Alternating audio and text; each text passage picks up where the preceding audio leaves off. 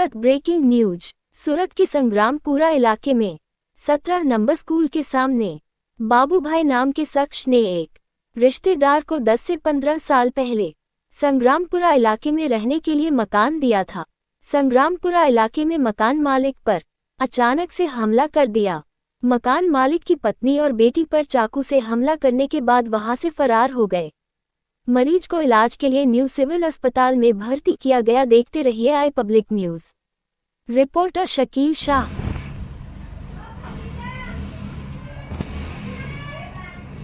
તમારું નામ?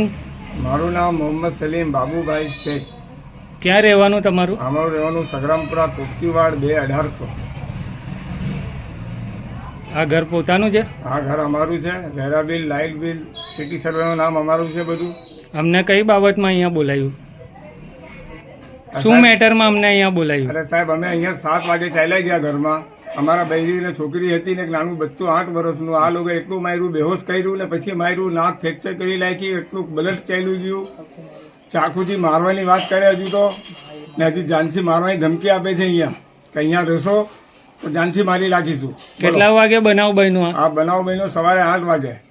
ઘરમાં કોણ કોણ હતું? ઘરમાં મારી છોકરી હતી ને મારી મિસિસ હતી। કે હિસાબે માર્યું ને શા બાબતે માર્યું?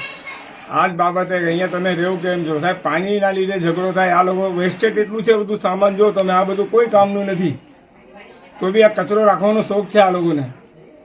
ભંગાર છે બધું। હા, તમારા રિલેશનમાં છે? રિલેશનમાં કંઈ નથી સાહેબ। અમારા કાકાના છોકરાઓ છે, એનો કંઈ વાલી વારસો કંઈ નથી। ઘર તમારું પોતાનું છે? ઘર અમારું પોતાનું છે। તમે ભાડેથી આપેલું હતું? ના ના, કંઈ ભાડે નહીં, એમ સેવા દયા કરેલી। આ દયાની માં ડાકન થઈ ગઈ। તમે પોલીસ સ્ટેશનમાં જાણ કરી? જાણ કરી। લોન બેગિંગનો કેસ ચાલુ છે મારું।